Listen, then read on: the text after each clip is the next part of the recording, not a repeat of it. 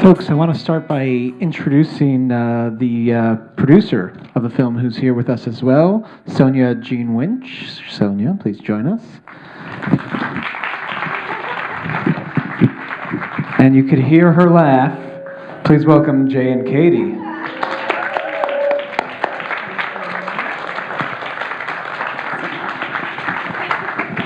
couldn't hear me laughing? Hi, love. Oh, thank you. It's kind of a unique laugh. Yeah. Subtle, very subtle. Thanks for being here, guys. They've gone, I think they've done 7 screenings here with ReelAbilities. This is their last one. So all the questions have been asked. Yeah. Try to think of something. That's it, no more. Yeah. Yeah. We'll try to think of something new. Serena, could you give me a little more on my mic? Let me start with asking how I mean, we know how you guys got together, but how did the film get together? Yeah, so I just moved to Los Angeles from New York. Woo! Love New York. And it was in 2008. You moved to Los Angeles. You can't woo that. No, but I gotta say I'm always from New York, because I am. You know, they're like, oh, you're from Los Angeles because you live out there. I'm like, no, from New York. Born and raised. But yeah, no, I miss it. I moved in 2008 and was working at a restaurant in Burbank. And I don't know, it was like my second or third day. And I saw Jay. He was just like, he's Jay. He's so outgoing and smiley and happy. And I was like, hello. And I just started talking to him. And I just told him the other day I didn't even see the chair. I didn't even see it. And I just fell in love with him myself. I thought he was fantastic. And he was telling me about his beautiful fiancée, Katy, and he was just beaming, absolutely beaming. And he gave me a postcard, and you saw it in the film, actually. It's the one where Katy's in that hot red dress. And she's got her leg all draped over him, and he's got this big smile on his face. And that night... Well, why wouldn't he? Right. Come on. Exactly. Yeah. Thank you. That's so true. Yeah. It's so true. And that night I was at my boyfriend's house, the director, Jack Winch, who's now my husband, and he saw the postcard, and he goes, who are these people? And I said, well, I just met Jay, and this is his fiancée, so I haven't met Katy yet, but I know, that's amazing. He told me he does stand-up, and it just was like so easy to just go, let's meet them together, and Jack immediately said, I want to do a film on them because I want to hear how they fell in love and everything. And so I still to this day remember our first meeting. It was so amazing to just hear how they met and fell in love and all the stuff that they've accomplished. And even after this documentary, spending time with them this week has been amazing because they've accomplished even more after this documentary. So, yeah. And you guys, very comfortable in front of the camera, it seems. Are you crying? I cry a lot. Oh, Jay! Does this happen every time you watch the movie? Yeah. Oh, he cries all the time, you guys. He cries all the time. Was that like watching somebody's like vacation photos? Like for me, that was just like watching somebody. Like I was interesting to just sort of, experience it with a group of people to watch it again. But I was like, is this interesting to anybody? Did you guys like it? Yeah. Oh. They're still here. No, They're still here. Yeah. No, it's tough to watch yourself. Everybody feels that way. You're like, huh. But no, you guys did a great job just being you. I think most people cry. I cry at weddings, and that definitely that end can. You chose the right place for it.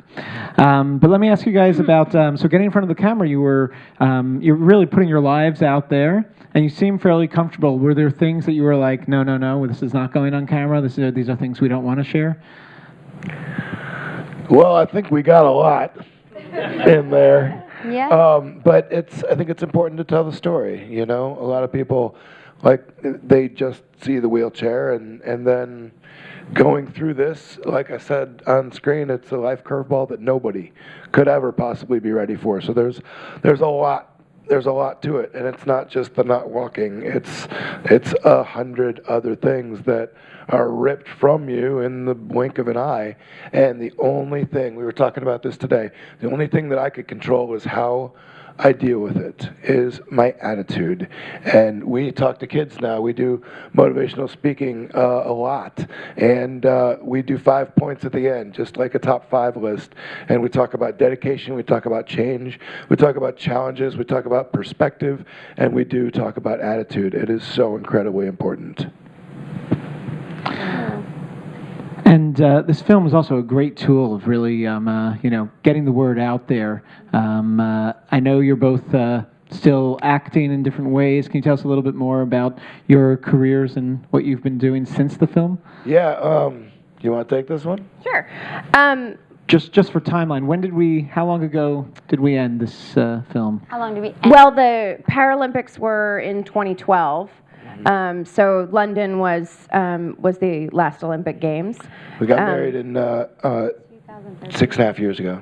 Yeah, so we've been married 6.5 years, and it's interesting in some ways for me because I've always sort of identified myself as an actor. I have my degree in acting, and the whole athlete thing, the word athlete was really hard for me to even say for a very long time because I didn't grow up as an athlete. So it was actually a chapter in my life that I was never really expecting.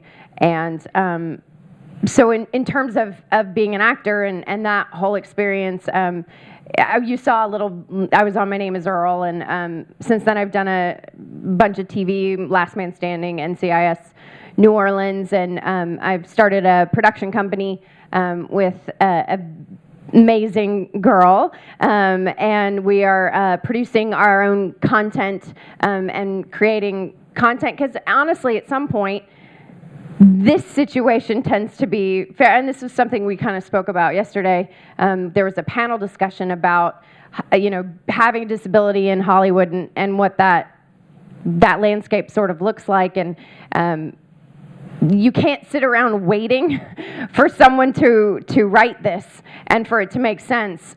So we're kind of taking the bull by the horns and creating our own show, and we've written a pilot, and we're working on getting it out there and getting in front of the right people. So hopefully you'll be seeing very shortly a sitcom from this point of view.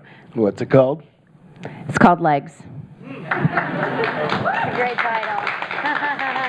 And I've been lucky enough, stand-up actually kind of made me a better actor. I ended up getting on Desperate Housewives and NCIS Los Angeles, and Good comedies.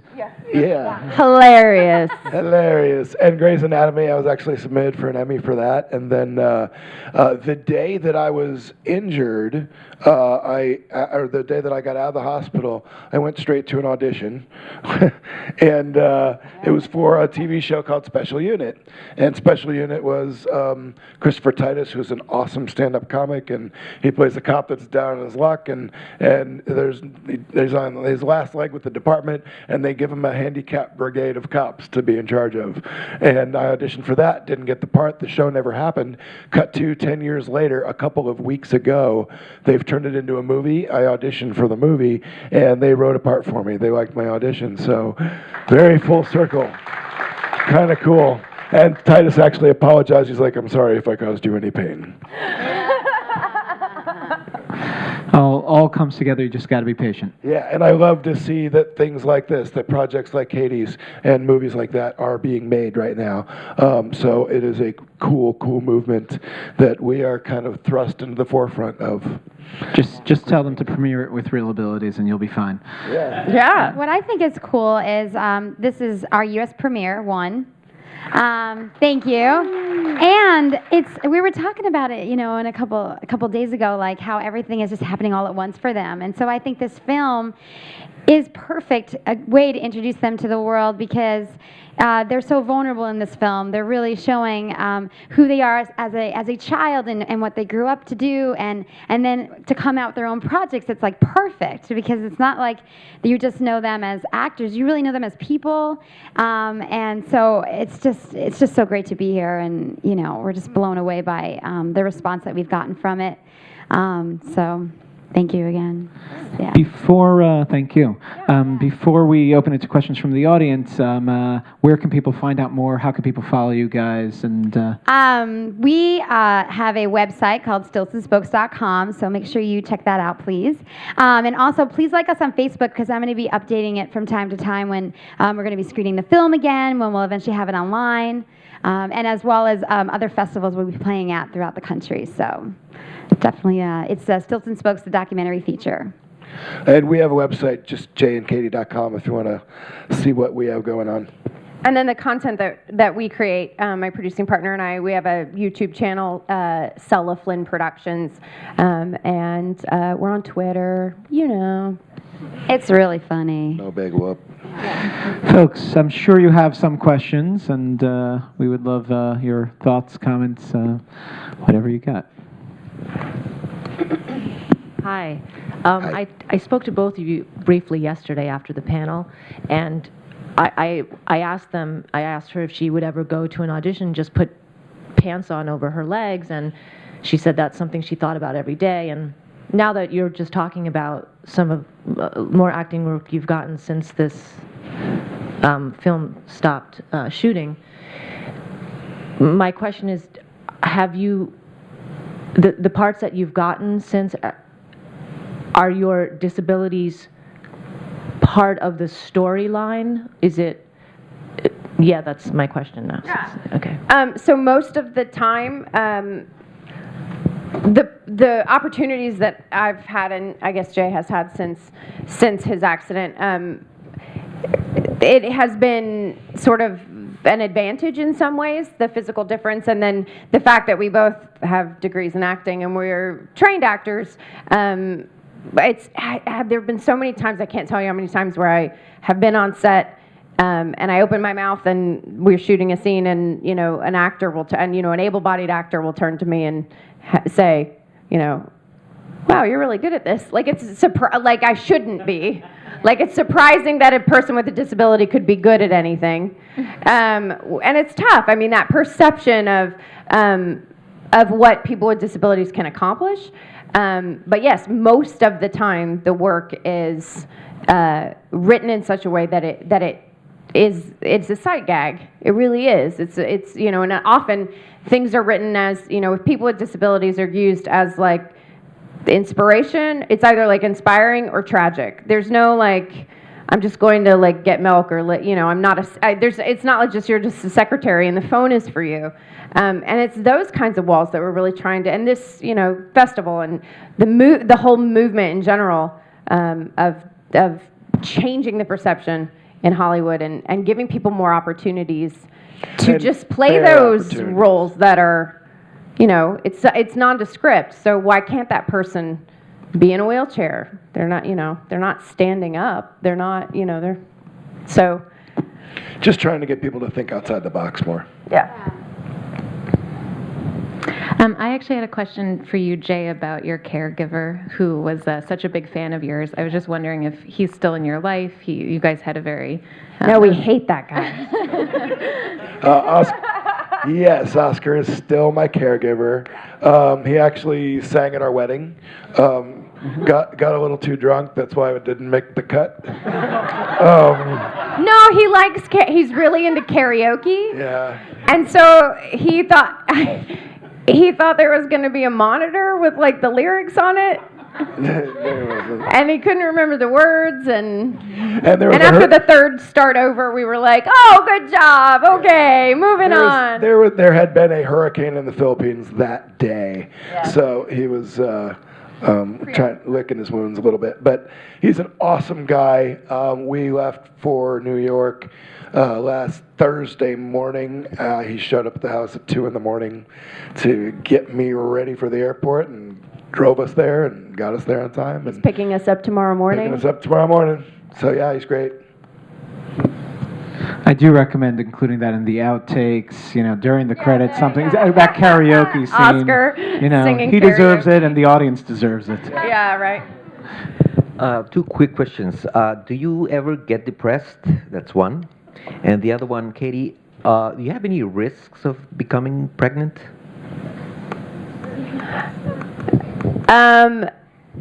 Yes, I'll answer the first question first.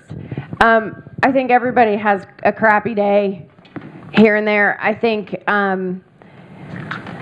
the biggest thing for us specifically is we have a tremendous amount of perspective. What are the things that are really worth getting upset about? Somebody leaves a pair of socks on the floor or something like that. I mean, are we really going to get into a fight about that? It just, there are bigger problems in the world.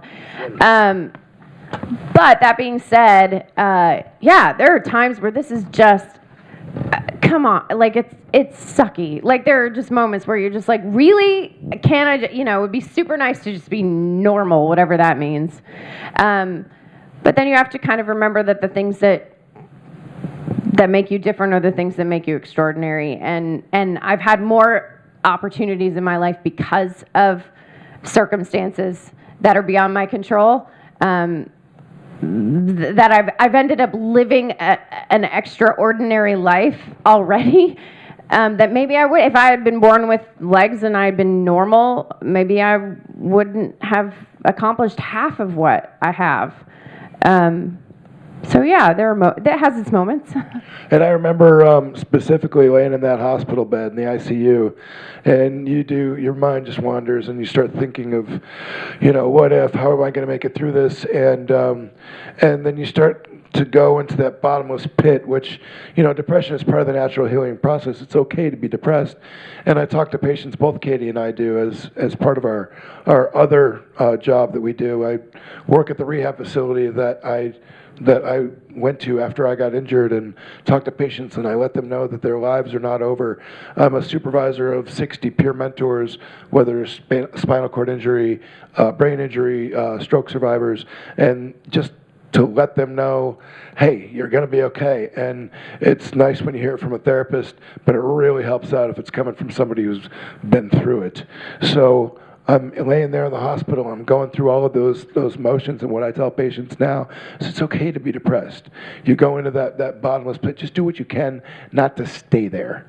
So I'm laying in that hospital bed, and I see one middle finger pop up over the curtain, and then another one, and then a third one, and then a fourth one, and it's Marcus and Russ, the two guys who saved my life. And I don't think I ever went back to that place again, because I knew my friends were going to be there for me. I knew I had a good, strong support system. This was before this one came into the picture, and then she showed up, and holy cow, I've laughed harder in the last 10 years of my life than I have ever thought I would have. And I've learned more, and you just, at the ripe age of 30, those are some pretty cool gifts to get. One other thing that we, early on, sort of in our relationship, we made a deal with each other that we wouldn't complain to one another. And we've really stuck to it. I mean, we have our moments where I'm like, okay, I need 20 minutes, and I'm really mad, and I just need to vent. Shut your mouth and just listen. But we do a very good job of, when things, there's a difference between venting and complaining if you just need a minute to get something out, and how to tell the difference is if you start repeating yourself. You know that now you've entered into complaining. So it's time to stop. And then the other question you asked about, we would have to get in a car and drive to a doctor's office. There would be a very specific choice about us getting pregnant. And we've talked about it. I don't mind kind of sharing this sort of stuff. I think it would be really difficult for us to tackle and to take on. We have 7 nieces and nephews, and I am the happiest aunt in the world, and I love those kids so much. And we have a lot of friends that have kids around us and things like that. They call me Unc Jay. Unc Jay, and we have an amazing dog. Yeah. And that's enough for now. But we could have kids if we want to. We haven't taken it off the table. We don't know. We're just going to live our lives, and right now things are pretty great. The risks are low. Yeah. We're going to have 2 last questions here. Hi, I'm a big fan of the Paralympics, and I was at London 2012. I'm sorry I didn't get to see your race, though. That's okay. And I'll be going to Rio also. And I just wanted to let everyone know, if you're interested, The Paralympics always start about 2 to 3 weeks after the Olympics. This year they'll be starting the week after Labor Day, or actually the week of Labor Day, and later that week.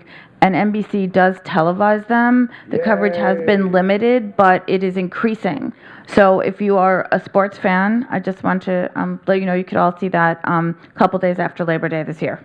And will I see you in Rio? No, I'm retired from competing. It's actually funny. You get finished with an Olympic Games, and you go to the you're going underneath the stadium, and there's media there, and they're putting microphones in your face. As soon as you're finished, and they're like, "So Rio 2016," and you're like, hold on a second. So I'm not competing anymore, but I guess I could share. I was just offered a sports commentator position for NBC, so I will be an analyst for the Paralympic Games for Rio. And for those of you who have not seen it, it is incredible. I got to go to not only to cheer her on, but to see something that you just, the human spirit at its best, at its finest. It's incredible. Talk about crying. He saw the stadium, he cried. He saw a flag, he cried. He saw me on the track, and he cried. Yeah, it was amazing. No, but the coolest thing is you'll get to see all different walks of life do competing, and there's a blind relay that they do for 80,000 people, and in order for these blind athletes to run the relay, to make the handoff, they need complete silence. The public address announcer's job is to get 80,000 people to be silent so they can make this handoff. They get them to go silent. They do the handoff to the first, to the second, to the third, and then the place erupts. I'm getting chills just telling you this story. It is incredible to see, you guys. So cool. And it's getting even more and more popular. Rio, they've increased NBC has increased the coverage by like 20-fold. It's going to be amazing this year. Almost 200 hours of footage. And you'll hear me talking about races. Before we take our last question, Sonia, what's next for you? We are actually hoping to go on tour with ReelAbilities, so hopefully that'll be happening very soon. But we're also going to develop our next documentary about people who have brain injuries and that they're living with those brain injuries, and what the advances they've made in medical, and as well as the individuals that we speak with, and also people who have brain tumors, how they're living their lives. So. Don't know when that's going to be, but we're just brainstorming our next idea. So, yeah. We'll have you back. I just thoroughly enjoyed the movie, and when you were giving your vows, it was just so tender and thoughtful, and I just was very moved. And meeting you in the elevator, I thought you were more like newlyweds. I mean, you are just so adorable together. Oh, thank you. More a comment. We still like each other. Don't touch me. I've seen the film like, 1,000 times, and I still cry at the end. Yeah, it's. Oh, with the people that were with the marathon. Oh my gosh, it was just a beautiful. It's an emotional day, yeah. I'm sorry the director couldn't be here. He's at our final screening in West Nyack tonight, so he thanks you all for being here and feeling touched and moved by our film, and that you laughed by it and everything. He worked so hard on it. We shot the documentary for about a year, and there were some challenges that came in here and there, but in the end, we're here and we're showing it, and they're here with us, and so it's been so cool. Guys, thank you so much for being here. That really takes it to another level. Thank you guys for coming so much. Thank you. In the rain. Come on now. The rain. You guys rock. Next up, stay for Happy 40th. We actually have to clear the room, so leave for Happy 40th. But we look forward to seeing you back here for our 8:30 screening. More screenings tomorrow, and then closing night is Wednesday. Please join us for more. Help spread the word, and please give us feedback forms. Thank you very much. Thanks, guys.